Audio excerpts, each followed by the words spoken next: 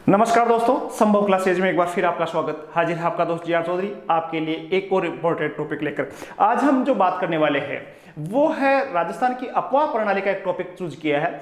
और ये टॉपिक इस प्रकार का है, राजस्थान की ज्योग्राफी हम पढ़ते हैं तो दो टॉपिक जब हम पढ़ाई कर रहे थे तब हमारे समझ में थोड़ा सा कठिन आता था, क्योंकि इसमें जब तक मैप नहीं समझोगे आप तब तक नहीं समझ पाओगे। और वो दो टॉपिक है, एक तो अफवाह प्रणाली और एक राजस्थान के संदर्भ में मैं बात करूं तो राजस्थान के जितने भी राष्ट्रीय राजमार्ग है उनको यदि मैप से नहीं समझोगे तो वो आपका नॉलेज स्थायी नहीं रहने वाला। आज हम एक अफवाह प्रणाली की बात करेंगे, चंबल अफवाह प्रणाली, और उसमें चंबल की जो सहायक नदियां हैं उसको मैप के हिसाब से समझने की कोशिश करेंगे कि कहां कहां से निकलकर क्या स्थितियां उनकी रहती है। तो चलो फटाफट नोटबुक स्टार्ट कर लो, उसमें एक मैप बना लो और धीरे धीरे हम चंबल नदी की सहायक नदियों को बड़े अलग अंदाज में समझने की कोशिश करेंगे। पीछे डायग्राम दे रखा है वो चंबल नदी का है, तो यहीं से स्टार्ट कर देंगे। इसी चंबल के अफवाह को हम समझेंगे, अफवाह तंत्र को हम समझेंगे और उसकी मोस्ट जो सहायक नदी है उसकी चर्चा हम करेंगे। तो देखो, सबसे पहले यदि आपको समझना है तो चंबल नदी को समझो चाहे किसी भी नदी को समझो, तो आपको राजस्थान का मैं कह रहा था मैप आना चाहिए। और मैंने जो मैप लिया है राजस्थान का, ध्यान से समझना आप, ये है एक छोटा सा मैप, ध्यानपूर्वक देखना आप, ये है राजस्थान का मैप।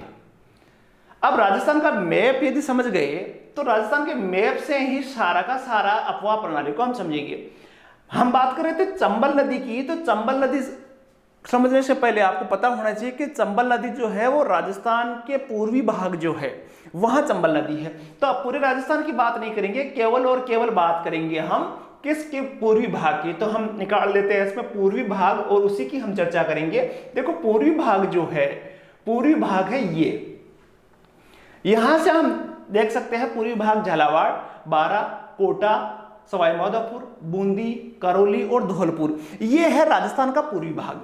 और यहां जो है, थोड़ा सा मैप की जानकारी कर लो आप, यहां जो है वो है मध्य प्रदेश। ये जो क्षेत्र है वो मध्य प्रदेश का है।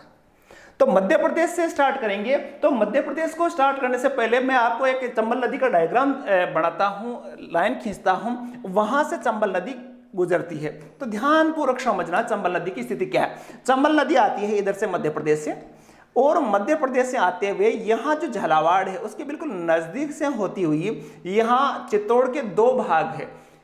जो भैंसरोडगढ़ का क्षेत्र है वो चित्तौड़ का अलग भाग है। ये भी एक मोस्ट इंपोर्टेंट सवाल बनता है कि कौन से जिले के दो भाग है, एक अजमेर के दो भाग है और एक चित्तौड़ के दो भाग है, मतलब मुख्य भूमि से जुड़ा हुआ नहीं है। तो यहाँ से भैंसरोडगढ़ होता हुआ फिर कोटा में, और कोटा के बूंदी के आसपास, बूंदी थोड़ा सा बूंदी में प्रवेश करते हुए बॉर्डर बनाते हुए कोटा और सवाई माधोपुर और उसके बाद में करौली और उसके बाद में धौलपुर होती हुई ये नदी निकलती है। तो ये है चंबल का डायग्राम। अब देखो, चंबल का डायग्राम आप ध्यानपूर्वक समझने की कोशिश करना कि वास्तव में चंबल जो है वो किधर से क्या निकलती है। तो ये है इसका डायग्राम चंबल का।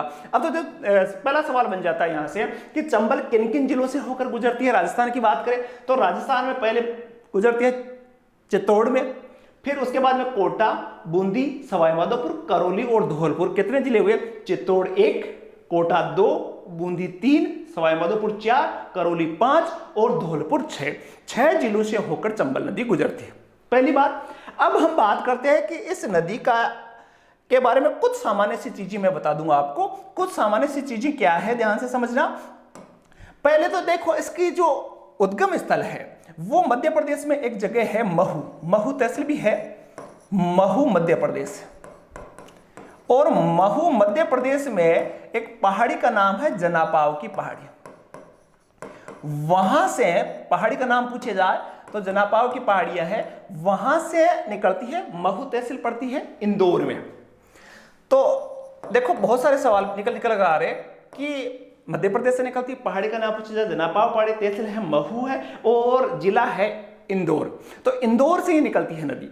अब देखो, यहां आप डायग्राम देखोगे तो यहां पड़ता है जो मध्य प्रदेश है उसका नीमच। ठीक है, ध्यानपूर्वक समझना। यहां पड़ता है आपका इंदौर। ठीक है, तो इंदौर से ही निकलती है ये नदी, इंदौर से निकलती है। इंदौर के बाद में जो जिला आता है वो आता है उज्जैन। तो यहां जिला पड़ता है मध्य प्रदेश का उज्जैन। उज्जैन के आगे पड़ता है एक जिला और पड़ता है जिसको बोलते हैं रतलाम, और रतलाम के आगे ये जो क्षेत्र है इसको बोलते हैं मंदसौर। तो ध्यानपूर्वक समझना, जो चंबल नदी है वो इंदौर से निकलती है, ये इंदौर डिस्ट्रिक्ट आता है, इंदौर से निकलती है। इंदौर के बाद में मैंने बताया, इंदौर के बाद में जो आता है वो उज्जैन, जो महत्वपूर्ण धार्मिक स्थल है उज्जैन, क्षिप्रा नदी के किनारे जब महाकुंभ लगता है। तो इंदौर है, उज्जैन आया, यहां आता है रतलाम डिस्ट्रिक्ट, ठीक है, और यहां आता है मंदसौर। ध्यानपूर्वक समझते जाना डायग्राम को। तो इन 4 डिस्ट्रिक्ट जो मध्य प्रदेश के हैं उनको पार करती है, और राजस्थान के 6 डिस्ट्रिक्टों को पार करती है, और यहां जो है वो है यूपी, उत्तर प्रदेश है यहां। तो यूपी में ये है नदी यमुना नदी, तो यमुना में ये मिलती है, और इसका जो मिलने का बिंदु है वो है इटावा, इटावा के नजदीकी है। तो इटावा में ये क्या होती है, यमुना नदी में मिल जाती है। एक जगह भी याद कर लो, आपको याद रहे तो मुरादगंज नामक जगह है, मुरादगंज, इस जगह पर ये क्या है, यमुना में गिरती है। तो बहुत सारी, तीसरी बात हम करें तो राजस्थान की बात करें तो अपोआ क्षेत्र जो है ये क्या है, अपना पानी जो है वो अरब सागर में, सॉरी बंगाल की खाड़ी में गिराती है। ये यमुना नदी बंगाल की खाड़ी में, तो बंगाल की खाड़ी का अपोआ तंत्र है ये। देखो राजस्थान की बात करें, अपोआ तंत्र की बात करें तो कुछ नदियां पानी अपना बंगाल की खाड़ी में ले जाती है, कुछ नदियां जो है वो अरब सागर में ले जाती है, और कुछ नदियां होती है वो आंतरिक अफवाह वो समुद्र में नहीं डालती है। तो 3 प्रकार के अफवाह तंत्र, आंतरिक अफवाह तंत्र जिस नदियों का पानी कहीं नहीं गिरता, आंतरिक अफवाह की नदियां का पानी होता है, और दूसरा है बंगाल की खाड़ी, और तीसरा है अरब सागर। तो यहां हमने देखा कि चंबल नदी की वास्तविक स्थिति क्या है। अब देखो जो मेन पर्पज है अपना समझने का वो है चंबल नदी की सहायक नदियों को समझेंगे मैप से। तो देखो शुरू हम करते हैं, पहले जो नदी लेते हैं वो नदी है पार्वती। अब देखो पार्वती नदी का डायग्राम आप बनाओ, तो पार्वती नदी का डायग्राम बनाने से पहले मैं फिर लाइन खींच देता हूं। ये चंबल नदी की लाइन फटाफट खींच दी मैंने, ये लाइन चंबल, ये चंबल हुई। अब बात करेंगे हम पार्वती नदी की। तो पार्वती नदी का कहानी है क्या, देखो पहले मैं पढ़ के बता देता हूं कि पार्वती नदी विंध्य पर्वत श्रेणी के शेहोर क्षेत्र से निकलती है। याद रख लेना कि पार्वती नदी जो है वो मध्य प्रदेश से निकलती है, और मध्य प्रदेश का एक क्षेत्र है शेहोर, तो वहां से ये निकलती है और राजस्थान के 12 में करियाहाट के निकट प्रवेश करती है। अब राजस्थान के 12 जो डिस्ट्रिक्ट है उसमें प्रवेश करती है। ये नदी 12 और कोटा की सीमा भी बनाती है, और सवाई माधोपुर के निकट पालिया गांव में, देखो मैं पहले डायग्राम बनाता हूं, ये है आपका मध्य प्रदेश का क्षेत्र, और इस मध्य प्रदेश में ये है शेहोर। ध्यानपूर्वक समझते जाना, आप ध्यानपूर्वक समझना, नहीं तो नहीं समझ में आएगी। ये है शेहोर क्षेत्र। किस नदी की बात कर रहे हैं हम, नदी का नाम है पार्वती नदी। तो शेहोर से एक नदी निकलती है, और वो नदी जो है वो पार्वती नदी है। और पार्वती नदी की कहानी क्या है भाई, पार्वती नदी यहां से होती हुई, यहां से होती हुई, थोड़ा सा इसका डायग्राम गलत है जो आप देखोगे, थोड़ा सा समझना आप। ये जो है इसको मैं थोड़ा सा घुमा देता हूं, थोड़ी पतली कर देता हूं, यूं है ना। तो ये यहां से होती हुई ये, अब ये है नदी पार्वती। अब समझना इस डायग्राम से, ध्यान से देखो, पार्वती नदी विंध्य पहाड़ है उसके शेहोर से निकलती है, ठीक है भाई। ये राजस्थान के 12 में, ये 12 में प्रवेश करती है, जहां एक जगह है करियाहाट, जगह है करियाहाट, वहां प्रवेश करती है करियाहाट, यहां राजस्थान में प्रवेश करती है। और इसके बाद भी ये नदी 12 और कोटा में बहती है, 12 और कोटा में बहती है, और ये 12 सवाई माधोपुर के नजदीक, सवाई माधोपुर जी ये है, यहां चंबल नदी में बहती। लेकिन सवाई माधोपुर कोटा की सीमा में पालिया गांव के निकट चंबल नदी में गिरती है, लेकिन ये नदी 12 और कोटा की सीमा बढ़ाती है। तो ध्यानपूर्वक समझना इसको, ध्यानपूर्वक समझना इसको कि ये सवाल आता है कई बार, ये थोड़ी सी यूं घूम के यूं थोड़ी सी यूं निकलती है, तो इसको थोड़ा घुमाओ आप और देखोगे तो ये यूं निकल के यूं आती है। अब देखो यहां से जो पार्वती नदी है, इस पार्वती नदी की पहला जो क्वेश्चन बनता है, सवाल आया हुआ है आरपीएससी का कि कौन सी ऐसी नदी है जो कि कोटा और बारा की सीमा बनाती है। तो कोटा और बारा की जो सीमा बनाती है वो है पार्वती नदी, पहली बात। दूसरी सवाल पूछा जाए आपसे कि बारा और मध्य प्रदेश की सीमा कौन सी नदी बनाती है, तो उसका उत्तर होगा पार्वती नदी। ध्यानपूर्वक समझना, यहां से सवाल निकल गए, इस डायग्राम से ही सवाल निकलकर बनते हैं। देखो पार्वती नदी निकलती है सीहोर से, सीहोर के बाद में करियाहाट एक जगह है, वहां से बारा में प्रवेश करती है, और लास्ट में जो है एक है पालिया गांव, यहां पालिया गांव पड़ता है, और वहीं ये नदी सवाई माधोपुर कोटा बॉर्डर के आसपास है। तो पालिया गांव में सवाई माधोपुर चंबल नदी में गिरती है। तो इसको ध्यानपूर्वक, इस डायग्राम को ध्यानपूर्वक देखोगे तो यहां देखो क्या है, पार्वती नदी के दो सवाल बनते हैं। एक तो कोटा और बारा की जो सीमा निर्धारित करती है वो है पार्वती नदी, और दूसरी जो है बारा और मध्य प्रदेश की सीमा को भी, कुछ क्षेत्र मध्य प्रदेश की सीमा को भी बढ़ाती है। तो ये है पार्वती नदी, और उसके बाद में चंबल नदी में। तो चंबल नदी की जो पहली सहायक नदी हमने समझी वो थी पार्वती नदी। डायग्राम एकदम क्लियर है, ये चंबल नदी जा रही है और ये पार्वती नदी है, सीहोर से करियाहाट में प्रवेश करती है, और पालिया गांव में चंबल नदी, पालिया गांव है कोटा सवाई माधोपुर के बॉर्डर पे। और ये यहां दो चीजें मैंने मोस्ट बताई, एक कोटा बारा बॉर्डर पे और एक बारा और मध्य प्रदेश का जो बॉर्डर है वो बनाती है पार्वती नदी। डायग्राम को ध्यानपूर्वक देख लेना, डायग्राम यदि समझ रहे हो तो पार्वती नदी समझ रहे हो। दूसरी नदी की हम बात करेंगे। दूसरी नदी को समझने से पहले जो चंबल नदी है उस पर एक जलप्रपात बना हुआ है, जो राजस्थान का सबसे ऊंचा जलप्रपात है, 18 मीटर ऊंचा है, और ये है चूलिया जलप्रपात है। देखो एकदम चूल्हे की आकार का है, ये चूलिया जलप्रपात है, ऊंचाई लगभग 18 किलोमीटर है, और कोटा और जो चित्तौड़ है उसके बॉर्डर के बिल्कुल नजदीक ये प्रपात बना हुआ है। तो राजस्थान का सबसे ऊंचा जलप्रपात जो है वो है चूलिया जलप्रपात है। आगे हम एक नदी की बात करेंगे, उसका नाम है छोटी काली सिंध नदी। छोटी काली सिंध नदी, फिर राजस्थान के मैप की हम बात करेंगे। राजस्थान को ये मैप लिया हमने और इस मैप को किया हमने बड़ा, ध्यानपूर्वक समझना, ये मैप किया हमने बड़ा, ये मैप किया हमने बड़ा। और अब हम बात करेंगे छोटी काली सिंध की नदी की। देखो काली सिंध दो नदियां हैं, एक छोटी काली सिंध है और एक काली सिंध है, तो दोनों में अंतर करना, दोनों ही चंबल की सहायक नदियां हैं। भाई सीधी सी कहानी ये हमने उठाया, देखो मैप को बढ़ाते बढ़ाते हम समझेंगे, ये हमने चंबल नदी को बनाया, फटाफट ये चंबल नदी जा रही है, ये गई, ये गई, ये गई, ये गई और ये गई, ठीक है, ये चंबल का हो गया। अब जो है, अब छोटी काली सिंध की मैं बात करूं तो छोटी काली सिंध को ध्यानपूर्वक समझना। छोटी काली सिंध जो है वो यहां से निकलती है, अभी मैं डायग्राम बताता हूं, और यहां से थोड़ा सा और यहां चंबल नदी में गिरती है। ये इस डायग्राम को ध्यान से समझना, आप डायग्राम को ध्यान से समझना। ये छोटी काली सिंध, काली रेखा से बना देता हूं भाई, तो ये काली सिंध है।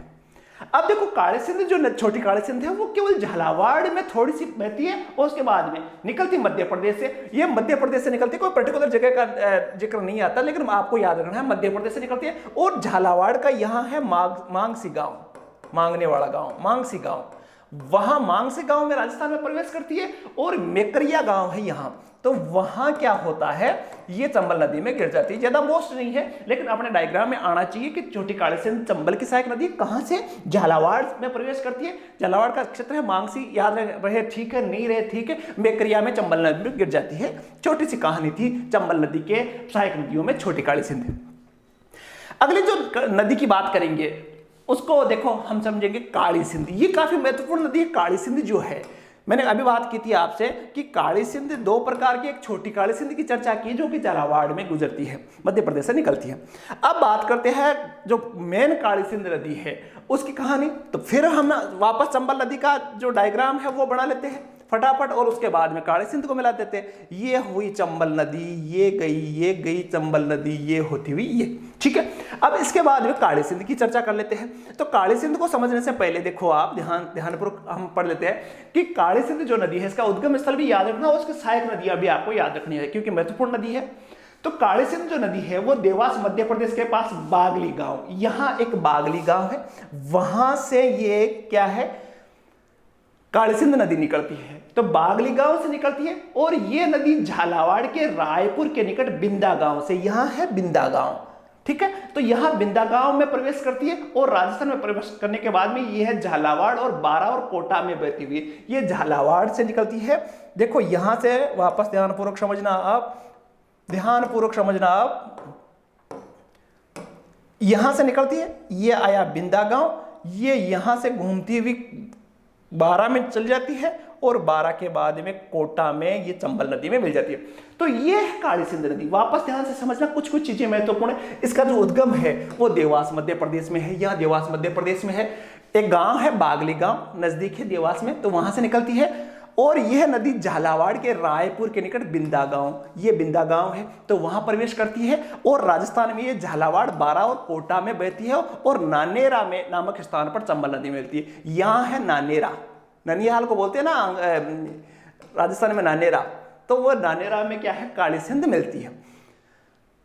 3 जिले इसमें आते हैं। काली सिंध महत्वपूर्ण नदी है, चंबल की सहायक नदी। और ये देवास का एक जगह है बागली गांव, वहां से निकलती है। उसके बाद में ये झालावाड़ के गांव है एक बिंदा गांव, ये बिंदी बनाई तो बिंदा गांव में प्रवेश करती है। उसके बाद में ये झालावाड़, बारा और कोटा में बहते हुए नानेरा, ये नानेरा जगह है। तो ये है चंबल की सहायक नदी है काली सिंध। अब देखो इस चंबल की जो काली सिंध नदी है, अब हमें यदि इस चंबल का प्रवाह पढ़ना है तो काली सिंध का जो प्रवाह है वो भी पढ़ना पड़ेगा और उसके सहायक नदियों को पढ़ना पड़ेगा। सहायक नदियों की मैं बात करूं, ध्यानपूर्वक समझना, तो सहायक नदियों की बात करें तो सबसे पहले जो सहायक नदी है वो है काली सिंध की आहू। तो वापस मैं डायग्राम को फटाफट डायग्राम को बना देता हूं मैं आपके सामने, क्योंकि हम किसकी बात करेंगे, काली सिंध की। तो ये आई अपनी चंबल नदी, ठीक है, और उसके बाद में ये आई अपनी काली सिंध नदी, ये आई काली सिंध नदी। अब हम बात कर रहे हैं आहू नदी की। तो आहू नदी को ध्यानपूर्वक समझना आप, आहू नदी क्या क्या कहानी है, क्या सिस्टम है, ध्यानपूर्वक समझना। आहू नदी मध्य प्रदेश के मेहंदी गांव से निकलती है और झालावाड़ के नंदपुरा में राजस्थान में प्रवेश करती है। झालावाड़ कोटा की सीमा पर यह बहती हुई झालावाड़ के गागरोन में ये जो नदी है, ये आहू नदी निकलती है यहां से निकलती है आहू नदी। और ये क्या करती है, यूं बहते हुए यहां कोटा बारा के सीमा और यहां इस प्रकार का इसका डायग्राम बनता है आहू नदी का। ध्यानपूर्वक समझना, आहू नदी है मध्य प्रदेश का मेहंदी गांव है, यहां मेहंदी गांव है, वहां से ये नदी निकलती है। उसके बाद मध्य प्रदेश में बहती है, फिर ये क्या होती है, झालावाड़ में प्रवेश करती है और झालावाड़ में ही ये चंबल नदी में गिर जाती है। लेकिन इसकी खास बातें क्या है, 2 खास बातें हैं। पहली खास बात ध्यान से देखना यहां आप कि आहू नदी का एक सिस्टम है कि ये जब राजस्थान में प्रवेश करती है तो ये कोटा और झालावाड़ की सीमा बढ़ाती है। हकीकत तो ये झालावाड़ में बहती है, लेकिन बिल्कुल नजदीक कोटा और झालावाड़ का जो बॉर्डर है उसके बिल्कुल नजदीक बहती है। और यही जो कोटा का है वो जो दर्रा अभ्यारण्य है, मुकंदरा हिल्स लिख दो, मुकंदरा हिल्स जो है वो यही है, इसके किनारे है। यहां इधर से मुकंदरा हिल्स आ गया और इधर झालावाड़ है, तो मुकंदरा हिल्स जो है वो इसी नदी के किनारे है, एक तरफ है। किस नदी के किनारे है, आहू नदी के एक तरफ मुकंदरा हिल्स है। दूसरी बात देखना ध्यान से, ये जो नदी है आहू की मैं बात कर रहा हूं, आहू का जो अंतिम पॉइंट है वो है गागरोन, यहां पड़ता है झालावाड़ में गागरोन। ध्यानपूर्वक समझना, झालावाड़ में पड़ता है गागरोन, और ये गागरोन में क्या किस नदी में मिल जाती है, काली सिंध में। यही जो इन दोनों नदियों का संगम है गागरोन, तो यही राजस्थान में गागरोन का किला बना हुआ है। गागरोन का जो किला है ध्यानपूर्वक समझना वो यही है, और इन दोनों नदियों के संगम पे है। जलदुर्ग है और इन दोनों नदियों के संगम पर है। 2 चीजें हमने पढ़ी, एक तो मुकंदरा हिल्स पढ़ा जो कोटा में पड़ता है, अभ्यारण्य है, आपने पढ़ा होगा, और एक जो गागरोन का किला है वो किस नदी के, काली सिंध और आहू नदियों के संगम पे बना हुआ है यहां। तो इसलिए ये कौन सा दुर्ग की श्रेणी में आता है, जलदुर्ग की श्रेणी में आता है। मोस्ट इंपोर्टेंट बात है गागरोन का जो किला है वो किस नदी के संगम पर है, आहू और काली सिंध। ये आहू आई, ये काली सिंध आई। क्लियर है स्थिति दोनों की, 2 मोस्ट चीजें बन रही है। अगली हम बात करते हैं काली सिंध की एक और जो सहायक नदी है, उसका नाम है चंद्रभागा नदी। अब चंद्रभागा को समझेंगे भाई, चंद्रभागा को समझ लेते हैं। तो चंद्रभागा को फटाफट हम समझ लेते हैं, ये डायग्राम बना लेते हैं। ये डायग्राम बना फटाफट चंबल का, ये चंबल का डायग्राम बन गया, ये चंबल बह गई। इसके बाद में ये हमने बनाई, अभी देखो काली सिंध नदी बना देता हूं मैं, ये बनाई हमने काली सिंध नदी, ये आहू नदी, सॉरी ये थोड़ा सा गड़बड़ है, ये थोड़ा सा गड़बड़ है, अभी मैं क्लियर कर देता हूं आपका, ठीक है। ये बनी अपनी आहू नदी। अब हम चंद्रभागा नदी की बात कर लेते हैं। भाई चंद्रभागा नदी कौन सी है? तो चंद्रभागा नदी राजस्थान के सेमली गांव झालावाड़ से निकलती है और खड़िया गांव झालावाड़ में काली सिंध में, ये यहां से छोटी सी नदी है चंद्रभागा नदी। और आपको बस इतना सा याद रखना है कि चंद्रभागा नदी है वो किसकी सहायक नदी है? काली सिंध की। ये यहां से निकलती है और यहां प्रवेश करके झालावाड़ से निकलती है, 7 किलोमीटर चलती है और ये काली सिंध में प्रवेश कर जाती है। तो चंद्रभागा नदी किसकी सहायक नदी है? काली सिंध की सहायक नदी है। झालावाड़ में बहती है, झालावाड़ में इसका उद्गम है और झालावाड़ के खड़िया गांव में काली सिंध में मिल जाती है। शेमली गांव से स्टार्ट होती है, 7 किलोमीटर है, और खड़िया गांव, सेमली और खड़िया गांव याद रह जाए तो ठीक है, भला हो जाएगा, नहीं याद रहे तो भी काम चल जाएगा। तो ये है आपकी चंद्रभागा नदी। एक और नदी की हम बात करेंगे, वो नदी है परवन नदी। ध्यानपूर्वक समझना, परवन नदी।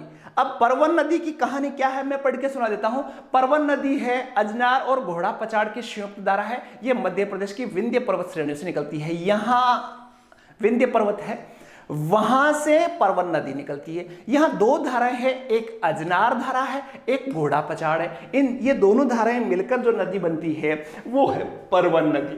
अब परवन नदी जो है ये झालावाड़ के मनोहर थाना में प्रवेश करती है और इसके बाद में झालावाड़ और बारा में बहती हुई बारा के पलायता गांव में काली सिंध में मिल जाती है।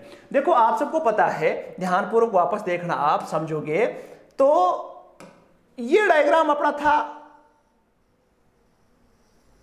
चंबल नदी का, और ये जो डायग्राम था वो था काली सिंध का, ठीक है।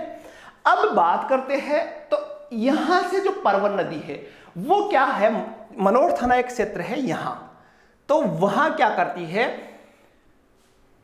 सॉरी मनोहर थाना जो क्षेत्र है वो झालावाड़ क्षेत्र का यहां है, यहां मनोहर थाना क्षेत्र पड़ता है।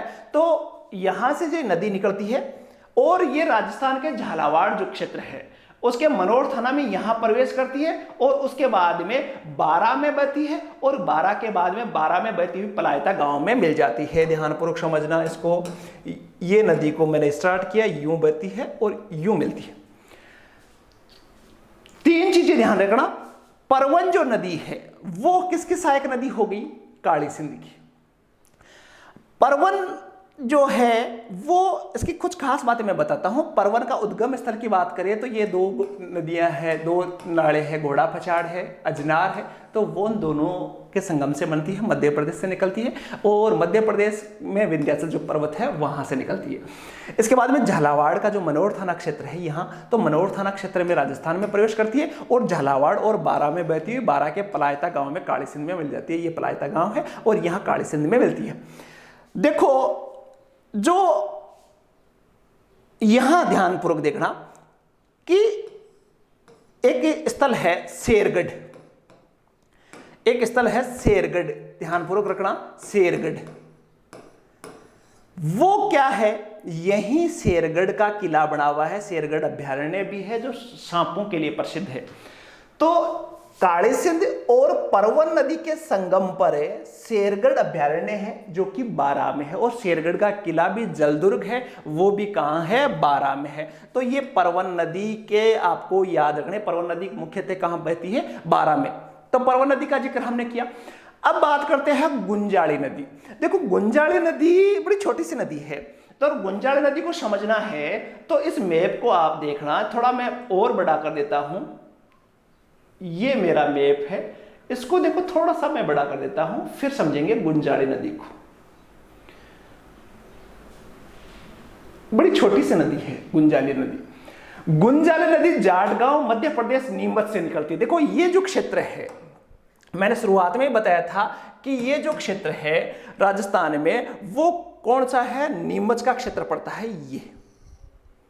ये जो क्षेत्र है वो नीमच क्षेत्र है। नीमच जिला पड़ता है मध्य प्रदेश का, जो प्रतापगढ़ चित्तौड़गढ़ के टच में होता है नीमच का। तो इसमें उद्गम स्थल है गुंजाली नदी का। पहले मैं आपको चंबल नदी बढ़ा देता हूं, फिर इसको मैच करवाता हूं। सॉरी, ध्यानपूर्वक बनाना पड़ेगा, थोड़ा थोड़ा सा फर्क आता है इसमें। तो ये है चंबल नदी भाई, ये आई चंबल नदी। अब गुंजाली की बात करता हूं मैं, यहां है नीमच, हटा देता हूं मैं, आपको याद रखना नीमच यहां। तो ये जाट गांव नीमच मध्य प्रदेश के निकलकर दौलतपुरा गांव चित्तौड़ में राजस्थान में प्रवेश करती है। देखो ये यहां से निकलती है, ये जो नीमच का क्षेत्र है, ये जो नीमच का क्षेत्र है यहां से निकलती है और यहां ये चंबल में घुसती है। तो इसके दायां बायां भी कई बार पूछा जाता है कि गुंजाली नदी जो है वो चंबल की सहायक नदी है, पहली बात। अब इसके दाएं भाग में मिलती है या बाएं? तो चंबल नदी इधर गुजर रही है, मैंने तो इधर मुंह करके खड़े हुए, तो ये दायां हुआ और ये बायां भाग हुआ। तो बाएं भाग में मिलती है गुंजाली नदी। गुंजाली नदी निकलती कहां से है? मध्य प्रदेश, और मध्य प्रदेश का एक क्षेत्र है जाट गांव, एक गांव का नाम है नीमच में पड़ता है मध्य प्रदेश। तो वहां से नीमच से निकलती है और राजस्थान में दौलतपुरा गांव में राजस्थान में प्रवेश करती है और चित्तौड़ में, ये चंबल में अरनिया गांव है, यहाँ कोई मोस्ट नहीं है, तो यहां ये प्रवेश करती है। तो एक और नदी हमने समझी, वो नदी थी गुंजाली नदी, ये है गुंजाली नदी। इसके अलावा एक और नदी के जिक्र पड़ेंगे, वो है ब्राह्मणी या बामणी नदी। इसका नाम बामणी नदी भी पड़ता है, बामणी कह दो, ब्राह्मणी कह दो। अब ब्राह्मणी जो नदी है, मैंने अभी गुंजाली नदी जो बढ़ाई वो यहां से यहां बढ़ाई, ध्यानपूर्वक देखना, यहां मिली थी ये चंबल नदी है, ये आप सबको पता है, ये चंबल नदी है। चंबल नदी यहां से आती थी, ये यूं बढ़ाई थी, तो ये बामणी नदी थी। गुंजाली नदी थी। तो ब्राह्मणी नदी है वो यहां से निकलती है और यहां प्रवेश करती है। अब ये जो क्षेत्र है वो, ये चित्तौड़ का जो क्षेत्र है उसको बोलते हैं बेंगू तहसील पड़ती है यहाँ। तो बेंगू से निकलती है, फिर मध्य प्रदेश में आती है और फिर चित्तौड़ का जो दूसरा भैंसरोडगढ़ है वहां प्रवेश करती है। और इस नदी की जो सबसे खास बात है वो है यहां जो भैंसरोडगढ़ का किला है, ध्यानपूर्वक याद रखना, जो बामणी नदी है, ब्राह्मणी नदी है, वो चंबल में विलीन होती है भैंसरोडगढ़ में। तो भैंसरोडगढ़ का जो किला है, जो जलदुर्ग की श्रेणी में आता है भैंसरोडगढ़, और भैंसरोडगढ़ जो किला है वो किस नदी के किनारे? दो नदियां याद रखनी है, एक तो अपने ब्राह्मणी नदी आती है या बामणी नदी आती है, और एक जो आती है वो चंबल। दो चीजें हैं, चंबल और बामणी नदी के किनारे कौन सा है? भैंसरोडगढ़ है। और दूसरी है बामणी नदी, किसकी सहायक नदी है? चंबल की नदी है। और तीसरी बात है, मैं बाएं भाग से ये प्रवेश करती है, ये गुंजाली और ये बामणी, दोनों को आपको एग्जैक्ट याद रखना है, क्योंकि यहां भैंसरोडगढ़ में ये प्रवेश करती है और भैंसरोडगढ़ का किला इसी नदी के किनारे बना हुआ है। थोड़ी सी बात कर लेते हैं छोटी छोटी नदियां। एक और नदी है चाकण नदी। चाकण नदी को फिर समझेंगे, चाकण नदी कौन कौन सी है, डायग्राम आप भूल जाओगे, वीडियो को देखना पड़ेगा, वीडियो को ध्यानपूर्वक देखना पड़ेगा और बार बार देखना पड़ेगा यदि आपको क्लियर करना है। भाई डायग्राम बन गया चंबल नदी का। अब चाकण जो नदी है वो क्या है? चाकण नदी का जो डायग्राम बनाता हूं मैं, तो ध्यानपूर्वक समझोगे आप। तो चाकण नदी निकलती है यहां बूंदी से, यहां बूंदी से निकलती है और यहां से आती है सवाई माधोपुर में चंबल नदी में मिलते हैं, ये चाकण नदी है। तो सीधा सीधा मोटा मोटा चाकण नदी किसकी है, किस जिले की है? बूंदी की। और दूसरे नंबर है सवाई माधोपुर, दो डिस्ट्रिक्टों में बहती है। बूंदी में कई धाराओं से मिलकर ये चाकण नदी बनती है और सवाई माधोपुर में कर्णपुरा, सवाई माधोपुर में चंबल नदी मिल जाती है, कोई मोस्ट नहीं है, कर्णपुरा है यहाँ है। तो यहां से ये नदी जो नदी निकलती है उसका नाम है चाकण नदी। चाकण नदी कहां से निकलती है? बूंदी से, और सवाई माधोपुर में चलते हुए ये चंबल नदी की सहायक नदी है। एक और छोटी सी नदी की बात करेंगे, वो नदी है कुन्नू नदी। ये नदियां क्यों पढ़ा रहा हूं? क्योंकि बहुत बार सवाल आता है कि चंबल की सहायक नदी कौन सी है, भैंसरोडगढ़ का किला किस पे बना हुआ है, कौन सा जलदुर्ग है, शेरगढ़ कहाँ है, गागरोन का किला किस नदी पे है। तो यहां से सवाल निकलने का आते हैं। तो कुन्नू नदी का उद्गम स्थल मध्य प्रदेश से होता है, बारां जिले के मुशेरी गांव में बहती हुई राजस्थान में प्रवेश करती है और अंत में करौली की सीमा पर। देखो ये जो कुन्नू नदी है ये बड़ी छोटी सी नदी है, यहां से निकलती है, राजस्थान में बहुत कम प्रवेश करती है और ये सवाई माधोपुर के आसपास चंबल नदी में गिर जाती है। तो कुन्नू नदी का उद्गम स्थल है मध्य प्रदेश, ठीक है, मध्य प्रदेश का गुना जगह है उसके आसपास निकलती है और राजस्थान में प्रवेश करती है केवल 12 में थोड़ी सी जगह, और ये सवाई माधोपुर के आसपास जो है वो चंबल नदी में प्रवेश कर जाती है। तो कुछ नदियों का हमने जिक्र किया, एक कुन्नू नदी के बारे में पढ़ा, एक चाकड़ नदी के बारे में पढ़ा, एक है जो बामणी नदी है उसके बारे में पढ़ा, एक है गुंजाली नदी के बारे में पढ़ा, एक है परवन नदी के बारे में पढ़ा जिसका महत्वपूर्ण था शेरगढ़ का किला, परवन नदी के, एक चंद्रभागा नदी के बारे में हमने पढ़ा, चंद्रभागा नदियां कहाँ मिलती है। इसके अलावा एक और महत्वपूर्ण बात बताऊं कि जो चंबल नदी है ये भी याद रखना कि चंबल नदी पर 4 बांध बने हुए हैं, जो मोस्ट बात है, चंबल नदी पर 4 बांध बने हुए हैं, एक मध्य प्रदेश में है और 3 है वो राजस्थान बने हुए। जो मध्य प्रदेश की बात करें तो मध्य प्रदेश में बना हुआ है गांधी सागर बांध, और गांधी सागर बांध मध्य प्रदेश में भानुपुरा तहसील में बना हुआ है। दूसरा जो जवार सागर है वो है कोटा में, तीसरा राणा प्रताप सागर बांध है वो है चित्तौड़गढ़ में, और कोटा बैराज है वो कोटा में। 4 बांधों का जिक्र करना, 100 किलोमीटर के आसपास ही 3 बांध मिल जाते हैं आपको। चित्तौड़गढ़ और कोटा का जो बांध है वो फटाफट बहुत कम दूरी में बने हुए हैं। तो गांधी सागर मध्य प्रदेश में आपको याद होना चाहिए, जवाहर सागर कोटा, जो हम याद करते हैं जक्को जवाहर सागर कोटा, राणा प्रताप सागर चित्तौड़गढ़, और कोटा बैराज आप सबको पता है कोटा में। तो ये कुछ महत्वपूर्ण चंबल की जानकारी थी। कुछ महत्वपूर्ण और जो जानकारियां हैं वो अगले वीडियो में मैं लेकर आऊंगा, लेकिन वो वीडियो तभी मिलेगा आपको जब अपने इस वीडियो को आप कितना पसंद करते हो, और यदि आप चैनल पर नए हो तो चैनल को सब्सक्राइब कर रहे हो तो मैं एक नेक्स्ट वीडियो लेकर आऊंगा, और बेल आइकन जरूर दबा लेना, और बेल आइकन दबाते ही आपको जो अगले वीडियो का नोटिफिकेशन है वो मिलेगा। तो इसलिए इस वीडियो को यदि पसंद आया है तो लाइक करके आप शेयर करने की कोशिश करना ताकि इससे और अच्छा वीडियो मैं ला सकूं।